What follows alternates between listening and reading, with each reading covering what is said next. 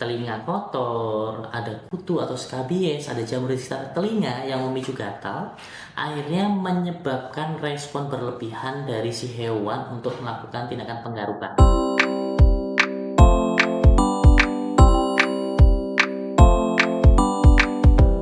Telinganya rusak, infeksi, yang mengharuskan harus diamputasi.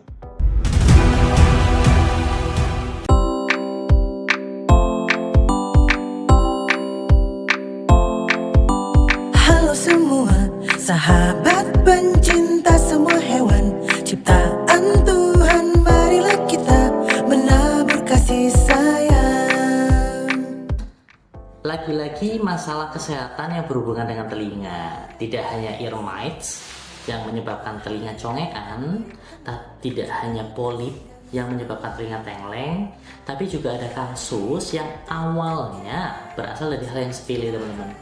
Telinga kotor, ada kutu atau skabies, ada jamur di sekitar telinga yang memicu gatal, akhirnya menyebabkan respon berlebihan dari si hewan untuk melakukan tindakan penggarukan.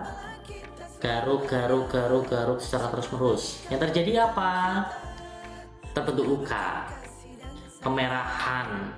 Namanya luka, kalau digaruk kan gatal, akan semakin gatal. Bayangkan kita aja gigit nyamuk, kita garuk, semakin digaruk kan semakin gatal tuh. Kita akan semakin intens. Hewan pun juga sama, seperti halnya yang terjadi pada kasus kucing ini. Telinganya rusak, infeksi, kasihan kan? Awalnya hanya karena luka garukan, tapi segera tidak dihandle dengan baik, atau sudah dihandle tapi tidak tahu penyebabnya apa, sehingga hanya fokus di bagian luka. Jadi kalau teman-teman menjumpai kasus seperti ini, ada kucing yang sering garuk-garuk, anjing sering garuk-garuk area telinga, segera dicek. Bisa jadi awalnya ada ear mites atau jamur atau skabies atau demodex atau yang lainnya. Jadi pengobatan nggak cuma untuk masalah gatalnya juga, tapi juga pengobatan untuk penyebab penyakitnya apa.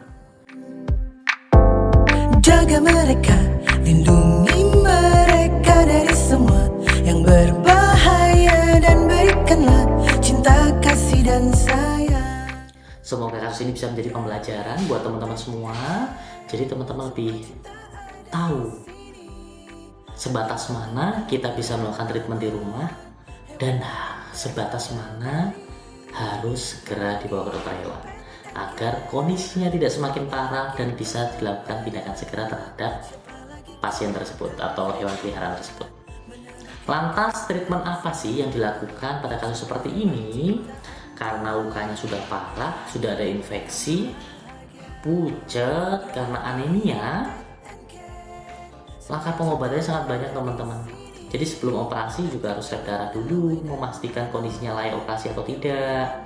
Lukanya harus di-handling, anemianya juga harus di-handling. Untungnya sih batas anemianya belum sampai membutuhkan transfusi darah. Semisal anemia parah, pasti transfusi darah juga harus dilakukan, tapi untungnya tidak. Penginfusan, perbaikan nutrisi, dan lain-lainnya.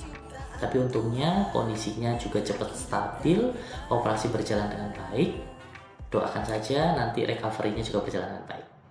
Sampai ketemu di episode selanjutnya. Bersama saya, Dr. Hewan Radian dari Radian Pet and Care. Dadah!